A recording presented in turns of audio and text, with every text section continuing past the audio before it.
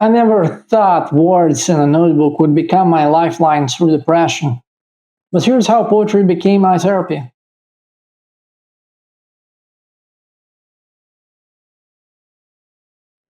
Hello everyone, I'm Adam, and 15 years ago I was in the darkest place I'd ever been. Depression had wrapped around me like a heavy blanket.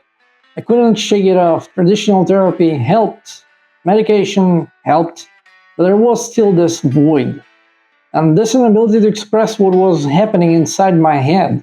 Until I picked up this notebook, or one of those notebooks, and I began writing, not essays, not diary entries, poetry. And what happened next changed everything.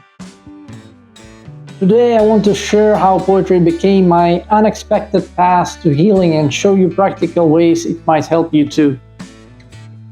Let me take you back to August 2012. I was struggling to get out of bed most days. My thoughts felt like static, loud, overwhelming, but impossible to untangle.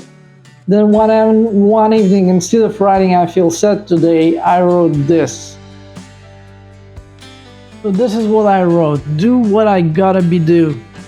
Dust will turn our mind and bones to rust. Don't trust the darling to indulge in blasphemy or any kind of disgust. I hope for liberation with multi-essence confrontation.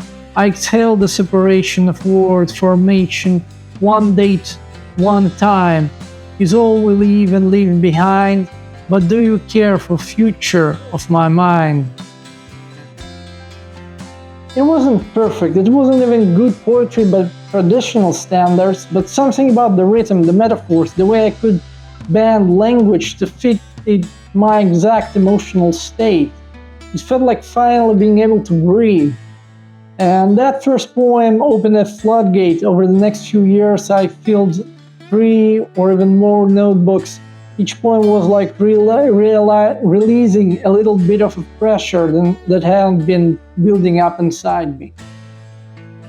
Now you might be thinking this sounds too good to be true, but there is actually solid research behind why poetry works as a therapy.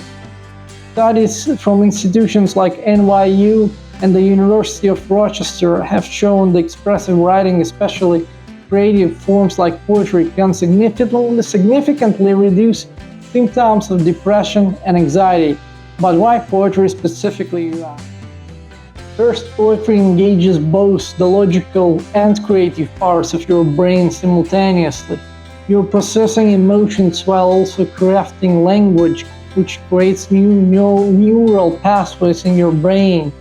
Second, metaphors and imagery allow us to externalize our pain. Instead of saying, "I'm depressed," you might write, "I'm walking through a fog." Suddenly, depression becomes something outside of you, something you can observe and work with. Third, the structure of poetry, rhythm, line breaks, rhyme, gives chaos a container. It takes overwhelming feelings and shapes them into something manageable. How do you actually start? Here are 3 simple techniques that worked for me and thousands of other poets. 1. Stream of consciousness poem. Set a timer for 5 minutes and write continuously about how you are feeling right now. Don't worry about rhyming or making sense. Just let the words flow. You can shape it into poetry later. 2. Emotion mapping. Pick one feeling, anxiety, loneliness, anger. Now describe it using only physical sensations and imagery. What color is it? What does it weigh? Where do you feel it in your body? 3. Letter poems. Write a poem if you're writing a letter to your depression, your anxiety, or even to your future self. This creates distance and perspective. Remember, this isn't about creating beautiful art. So you might surprise yourself and sometimes create something beautiful, but it is more about creating a safe space for your emotions to exist and transform. By the way, if you are serious about poetry writing and adopting it as a therapy, try to download the book below. I prepared for you completely for free. It will help you find your voice as a poet and guide you through the elementary stuff that you need to know. Now that I've shared the basics of how poetry helped me, I want to go deeper. Because the truth is, my journey with depression and poetry wasn't just about writing pretty words in a notebook.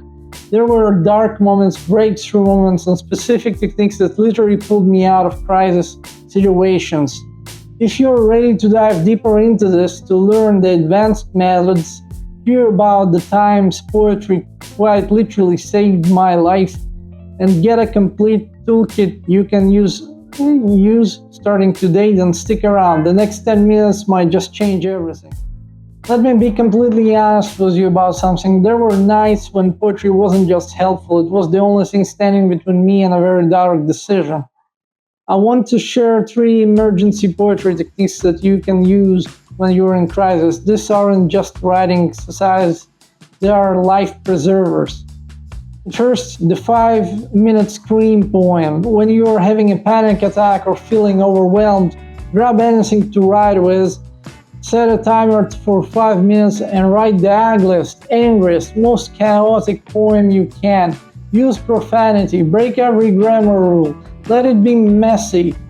The goal isn't beauty, it's release. I have poems that are just the roughest emotion written in the hardest times, and they saved me because I was able to express myself the way I wanted to.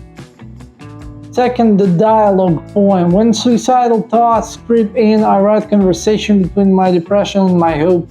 It sounds simple, but given this voices separate identities, helps you realize they are not both you.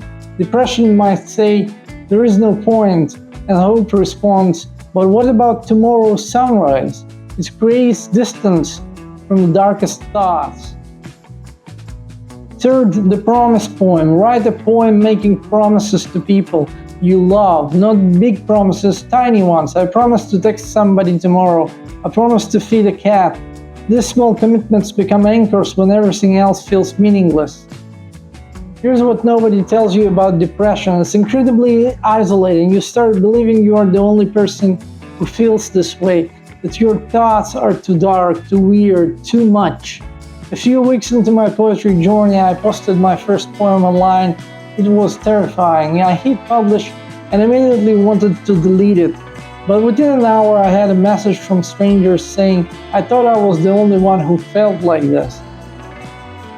That's when I discovered poetry communities, both online and in person. Instagram accounts like @poetryisnotdead, Reddit communities like r/poetry and r mental health. For the first time in years, I didn't feel alone. These people understood the language of pain, but more importantly, they understood the language of healing. We became witnesses of each other's growth. Find your tribe, whether it's online or in person. Sharing your poetry, even if it's just with one another person, transforms the writing from personal therapy to community healing. Now let's talk about some advanced techniques that took my poetry therapy to the next level. Persona poems. Instead of writing as yourself, write as your depression, your anxiety, your inner child. Give them names, personalities, backstories. Eminem uses Slim Shady, and other poets do so too. They use a different name for their different feeling or state or mood or whatever. Erasure poetry. Take a page from a magazine or newspaper and black out words until only certain ones remain, creating a new poem. This technique is incredible for people who feel stuck or believe they can't write. The words are already there, you're just revealing the hidden poetry. I made some of my most powerful pieces about self-worth using online magazines.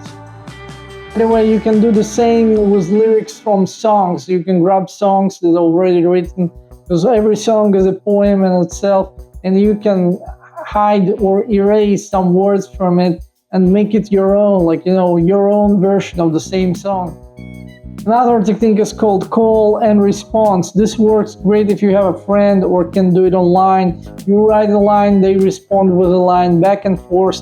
It creates unexpected connections and prevents you from overthinking. Some of my breakthrough moments came from collaborative poems where someone else's perspective suddenly illuminated something I couldn't see. Another technique is called emotional color coding. Assign colors to different emotions and write your poem in those colors. Red for anger, blue for sadness, yellow for hope. Seeing the visual pattern of your emotions across the page reveals these things you might miss otherwise.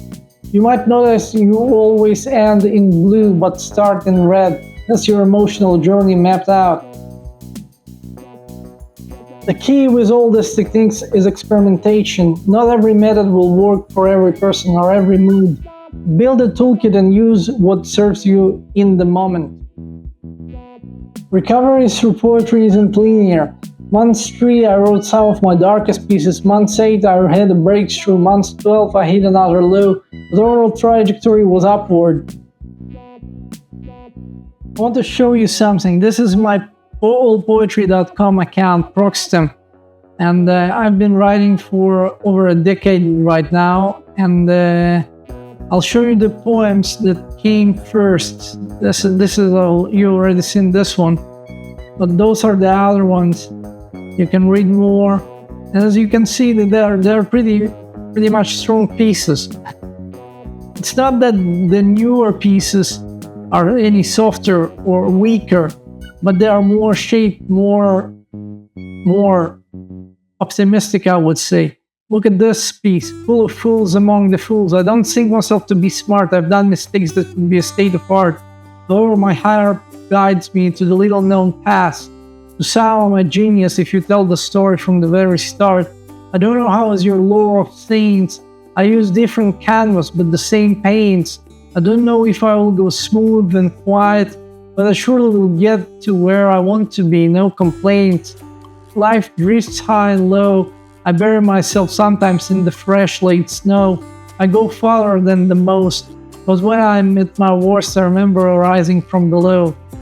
Time is timid to me and those like I don't want to live too long or too young to die. I breathe air like everybody else. If I'm into full of fools, that I am a unique man, that's for sure. What changed wasn't that I stopped having bad days, it's that I learned to write through them differently.